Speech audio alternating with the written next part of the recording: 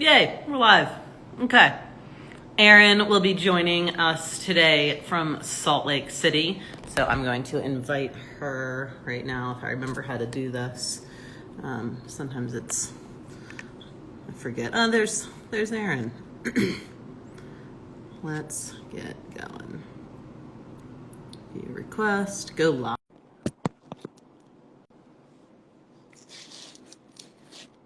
Waiting. Oh, Well, is hey, it working? there you are. Uh, I'm like, I gotta move me back yeah. so I can see my head. Can you hear me okay? Is it like good? Yeah, you're good to go. I've got my mug. I don't know if you have yours. I thought it was going to be late because I was like, oh shit, I got to make some tea. Mine's Um, almost empty because I just slugged it down in my last meeting, and it's yeah. Oh well, well. thanks for joining. If someone wants to see Finn, so if you have Finn nearby, you're welcome to show and tell. We can do Finny, come here. a dog show and tell. We have Um, in store right now, and he's kind of hiding. oh my gosh, that's fine. Well, thanks for joining. Hopefully the UPS man will not show up. I have a package coming, and I put a note on my door, and it was like, "Don't ring the doorbell." Um, Here, bud. All right. Finn is loved by many. He is a good boy. Oh my goodness! Look at those ears. Oh my god. Awesome. Well, we can just jump right in now that Finn, the other main star, is here. And dogs are the real reason we're here. That's really what I should have named this, was like the cafe ride with dog. Exactly. So no, thank you so much for joining and being willing to talk about some sensitive topics. I'm assuming it's some little background, so like for everyone, so they can all know, I've known Erin for a couple years now, but I've never actually met her. I have never met you in person. We are internet friends, allegedly, but I think we talk a lot, which is great. She's a Pros Closet ambassador, works for some of the best bike companies around. But the thing I didn't know about Erin, and it's kind of helpful, like when you don't know, it's just easy to be like, oh my God, Erin's like this great person, this really strong woman who I know, she like nothing could go wrong in her life. She's got a cute dog. What could possibly, her life's great. But through all of our conversations, you had told me, that you had been hit by a car while you were riding, and that is like one of, I think, like most cyclists, like worst fears. Like I'm almost waiting for the day, like, a car comes too close and you're just like, shit, it's going to happen. And I know you aren't really allowed to talk too much about the actual accident, but, maybe if you could give us like a little background onto, where you were, how it happened, as much as you can say, Yeah. that would be helpful. For some background before we get into this. So I'm kind of the same as you, and I think most road cyclists is it's kind of always in the back of your head, especially when you have some close calls. But fall on it too much, you'd never ride your bike. Yeah. And I've spent like hundreds and hundreds of miles on like backcountry roads of the Midwest with like semi trucks and pickup trucks. This happened on my commute home from work 2 blocks from my apartment. So it's like kind of the last thing you'd ever expect. Yeah. Yeah, and it's one of those things where, at least for me, you realize too late what's happening. Oh, God. So like you realized it, like it wasn't blindsided, right? Like you. Yeah, so it was too late to do anything about it by the time I realized it, because I was with the flow of traffic and this person was not. So I wasn't like, always keep alert, ride with lights, all of that, follow all the rules. But sometimes that's just not even enough, and Yeah, things happen. It kind of came out of nowhere, and by the time I saw it about to happen, you kind of just have that moment of, yep, this is happening. Just go live and hope for the best. So God. yeah, bike was fine though. A blessed. Well, You like right you here. had injuries though. You what? You had injuries. Yeah.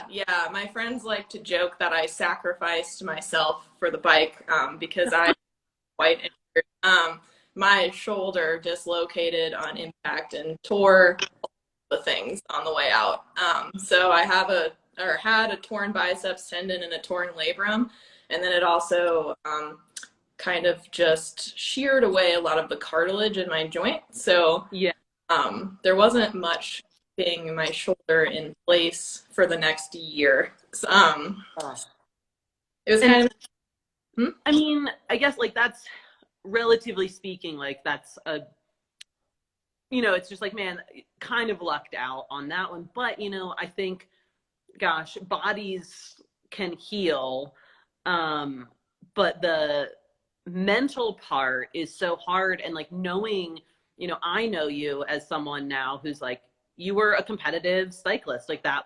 It was like your job, it was your life, it was your friends. And then all of a sudden it was just like in one instant, not only did you just like, oh yeah, I really destroyed my shoulder, but it's like every like peace of mind, my identity, like what happened afterwards? I'm so curious, like, Yeah. yeah, there's so much to Well, unpack. at first, I kind of just thought it would, like buff out, right? Like I didn't really realize how injured. This is fine. Yeah, like the swelling will go down and put some ice on it. I'll ride later in the week; it'll be fine. Yeah.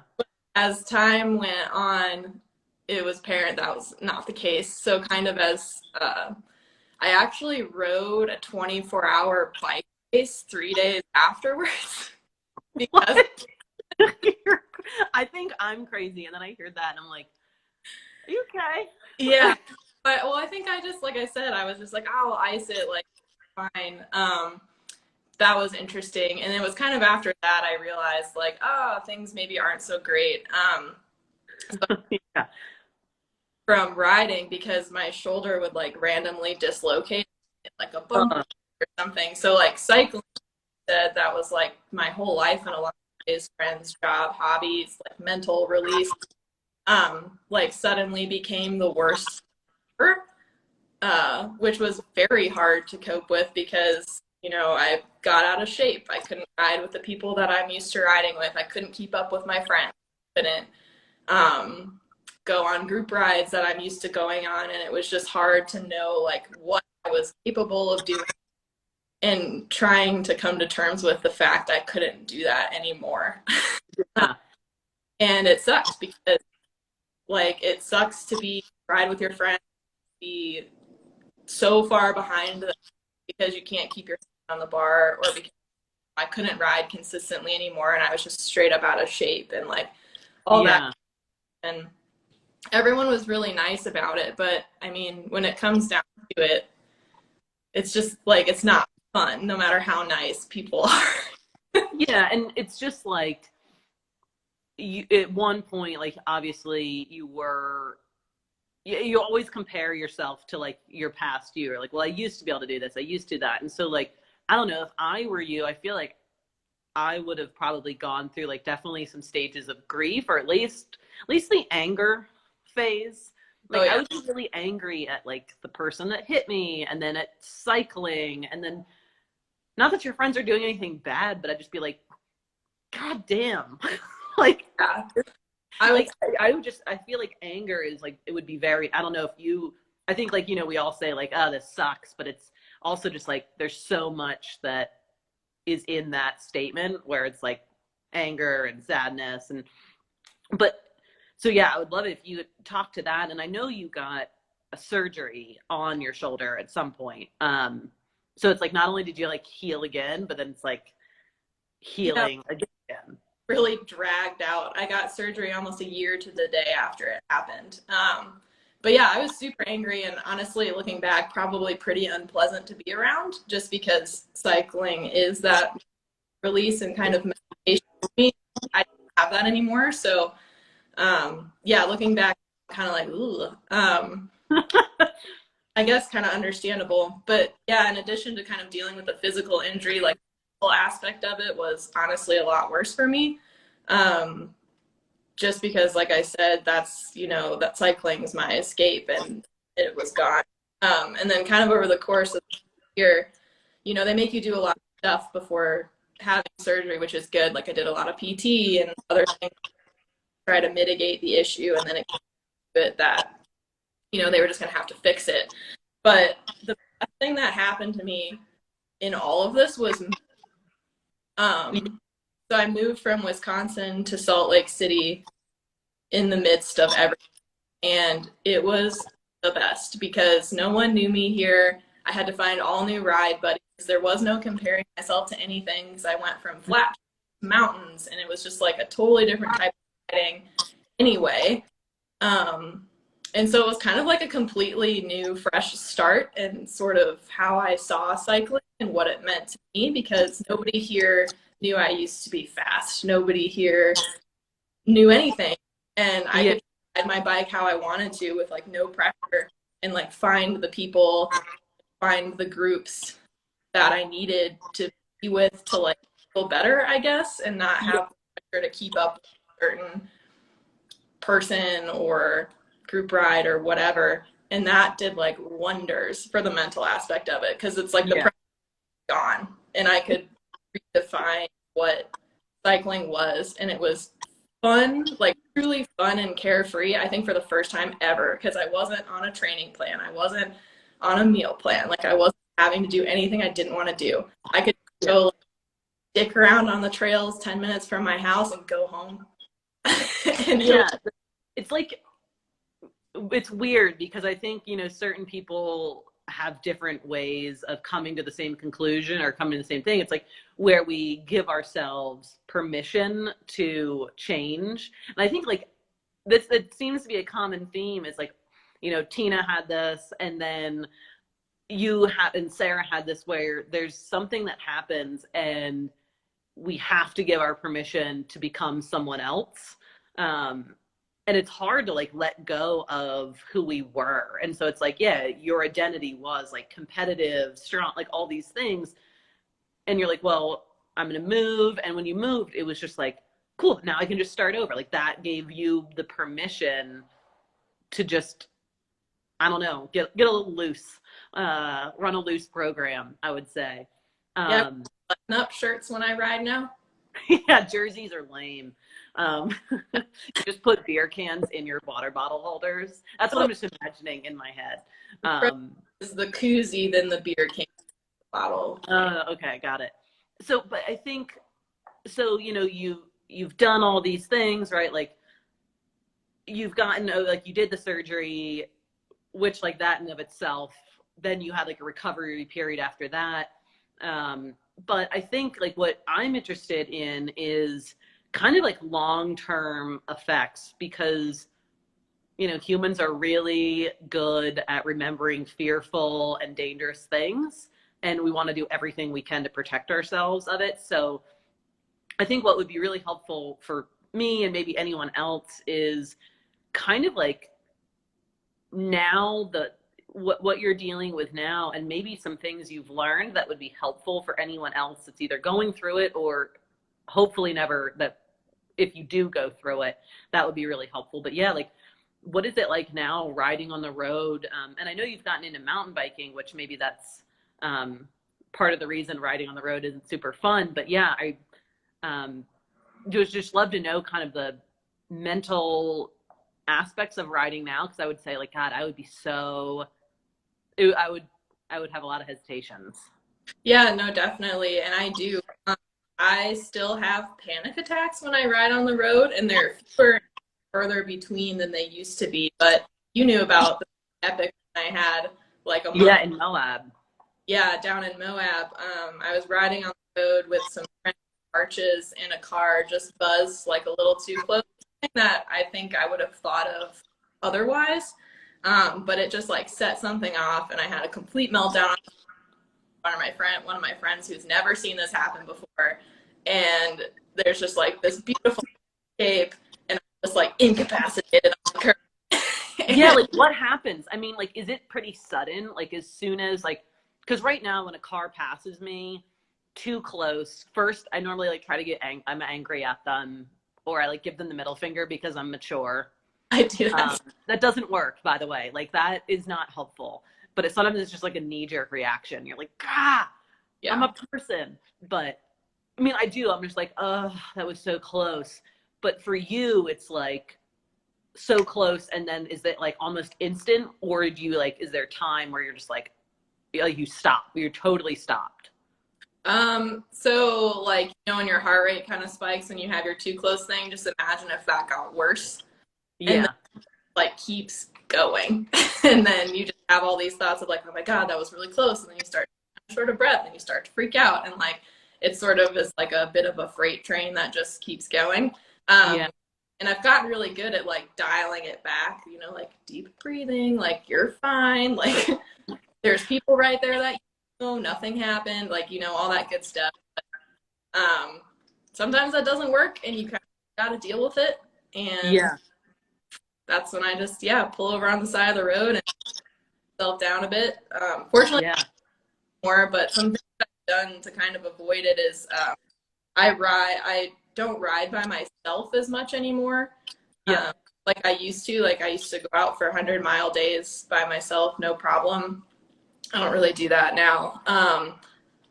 So like riding with friends helps because I know that like if something were to happen, it's good. I also got into mountain biking, just off-road entirely, which has been nice. And then I've become one of those people that has like the same kind of loops you do that are like familiar.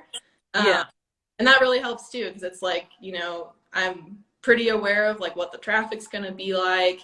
I know like what the road is like. I know it's just super familiar and comfortable, so I can focus on just enjoying my bike and not, I'm going to have to turn left here and holy shit, there's traffic coming. I don't really know where I'm going and all that stuff that happens when you sort of explore new routes. And that's something that still kind of makes me angry, is that sort of spirit of exploration has been kind of stolen away for the time yeah. being. That's kind of what I was wondering, because like for me, the best part about cycling is like, oh man, I don't know where I'm at. Like I'm gonna go to this new place, blah blah blah, and like that's like one of the funnest parts. And it's just I'm like, my heart like breaks. I'm just like, God, I it's so sad that someone that was careless like took something that was like, it's pretty like an innocent joy away. Yeah, I don't do that anymore. Yeah, it's like That's God. one of my favorite things. And I try. I'll like start the ride, but then I'm just like, Yeah. no. No, no, no, no. Do you think it's gotten better? I mean, this is always kind of the thing. It's so funny. So, I mean, I'm like kind of getting into mountain biking, and it's so funny because like I see you getting into mountain biking. I'm like, God, you're a lunatic. Like you're doing this shit that I was like, God, she's a maniac. I'm like, did you just start?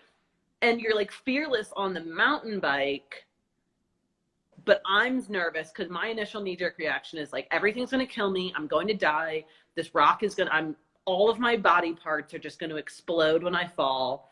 But then when I'm on the road, because nothing has happened yet, like I'm so, ignorance is bliss, and I'm like, oh, I'm fine.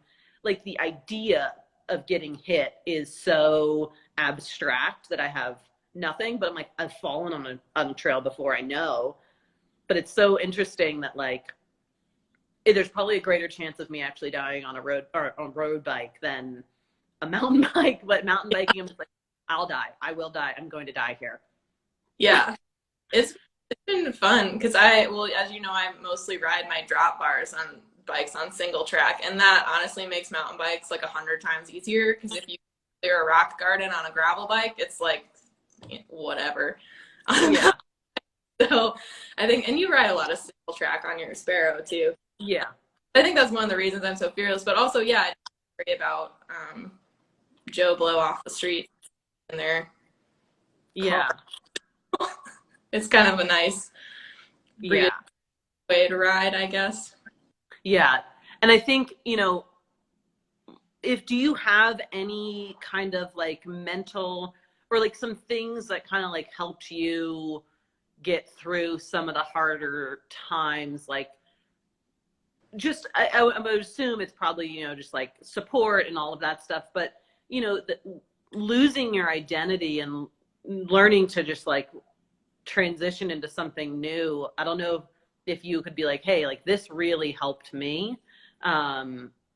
That would be awesome to kind of know and like help, you know, if other people end up watching this, that have either gotten into an accident or have PTSD over like some kind of like traumatic thing that's happened. Yeah. Therapy and time. Yeah. Really, I'm sure it's different for everybody, but for me, that's kind of been the big thing. Like talking to a neutral third party and having them tell you like it's cool that you feel this way, have to rush to feel any differently. Yeah.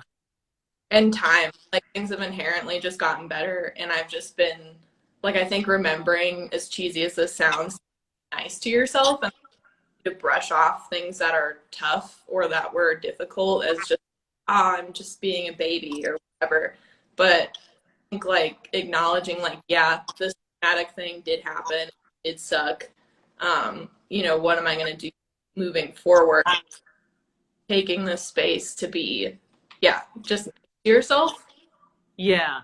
I think it's the thing that hits me the most is don't rush. Like you can't rush this, because I think, you know, as athletes we're just like, okay, this is a setback, like let's rush, like let's get through this. Like we don't even we just like want our bodies to heal, and like we just, all right, let's go. Like I'm ready. You I have want no to always did and do it right now.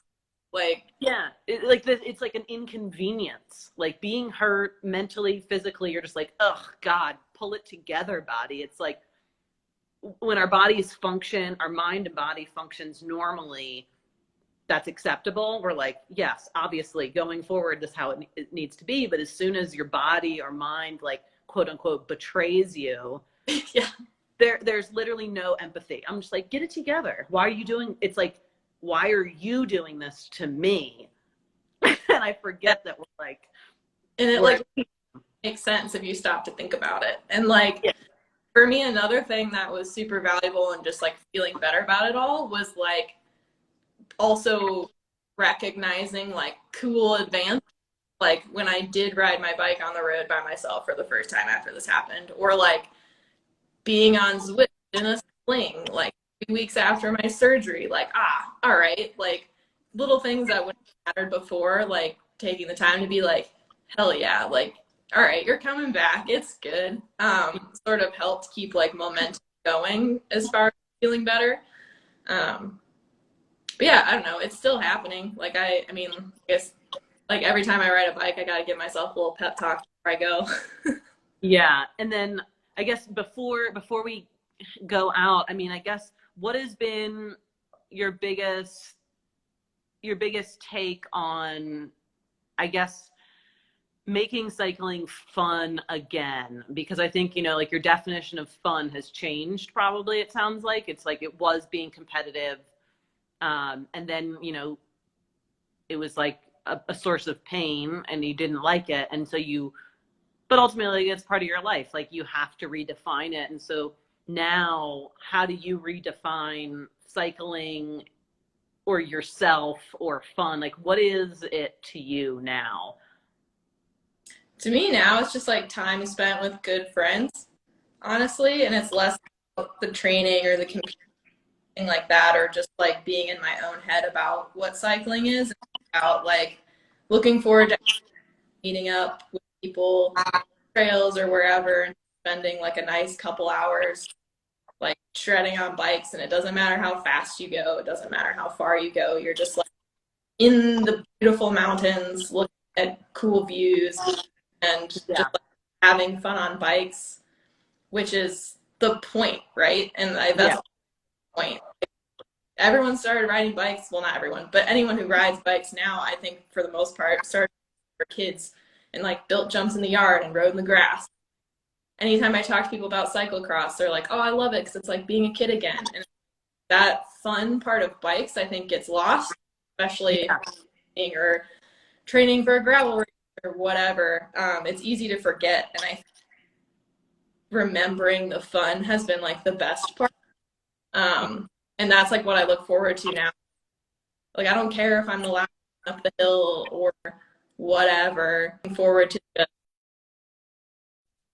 the Yeah. fun of it all, no matter what the brings, has been kind of the new way that I've really enjoyed cycling. It's been super nice.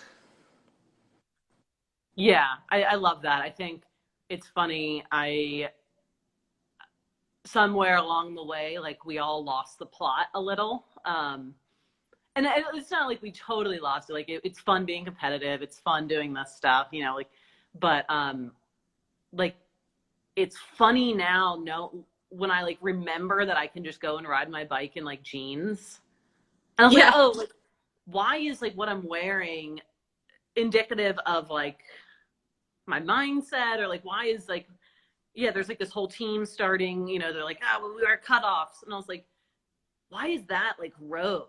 Like that's just what you did as a kid. You're just like, fuck it, Yeah. it was fun. Like the neighborhood, you just got together. Like it's so interesting how everyone progresses through the sport, and what obviously like no one should ever want to get injured or hit or anything to like feel like reconnected with something they love. We hopefully can do that in like a much kinder way.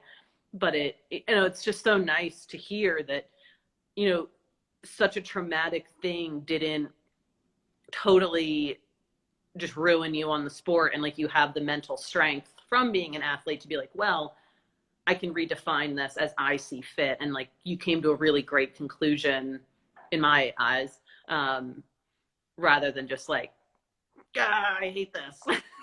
Yeah. I mean, I thought about quitting so much, so much. Just like chuck the bikes on the curb, be like, someone take them away. But Yeah. but I don't know. Ultimately, I'm glad I didn't, obviously. But Yeah. Oh my God, I'm so glad. And I like want you to come here to Fort Collins and ride bikes with me and go drink beer, which ironically I realized like I'm in fat time. I'm like, I don't drink beer all the time. I mean, what are our benefits for a race? Like, it's for the beer. Valid, valid. But I think, yeah, it's the community makes it so hard to leave. And I think that's the whole point of this whole program, is to be like, man, it this is a good sport to be in, and you can have fun, and like the people that are in it make it the best thing. And I just like that, you ended up overcoming a lot of obstacles to end up with like a really great conclusion, and you still really enjoy the sport, and you're, a great ambassador to the sport, right? Like it's like the acceptance, we don't want anyone to look at someone and think that they're not good enough to ride.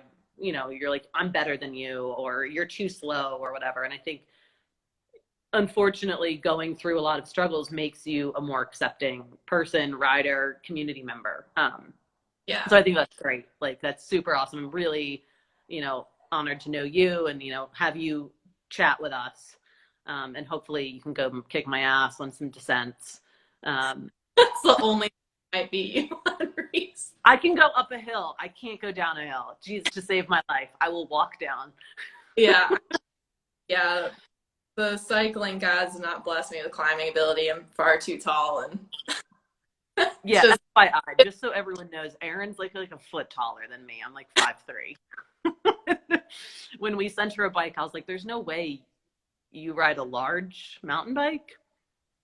yep, a large mountain bike, which I'm taking it to Moab again on Friday. So That's awesome. And I love it. You're still getting out there. You are, you're exploring new things. You've got Moab to see. Like you had never even been until this year. yep. So God, it's so nice to see you come full circle, really, because I saw you like at your worst after the surgery. I think I was still on painkillers. So Yeah, like yeah, I you met me on painkillers, and now I'm just like, oh, you're reinvigorated, and you've got a great community, and you're helping other people get into the sport, which I love. yeah. And yeah, I'm just excited to see just how like you improve. It's Yeah. exciting. I'm So stoked to with you guys and be like an ambassador for fun. Like it's kind of cool because you see so many ambassadors because they're like on a race team or like whatever. But I'm just kind of like a normal person having fun on bikes, and it's so cool you guys care about that. I guess. Yeah. Yeah. I mean, that's the point. Like, yeah, let's not lose the plot on this one from now on. And maybe at one day we can get Santa Cruz to make you a burley for my dog and your dog, and we can take them out. Double burly.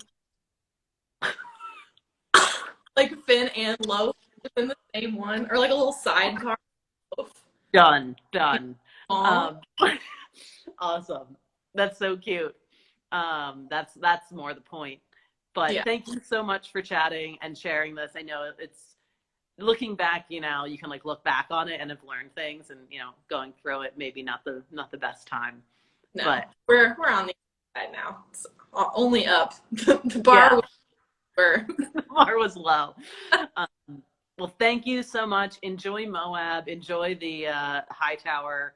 And thank you so much. This was great. And hopefully safe riding from now on. Fingers crossed. Thank you, Erin. Bye.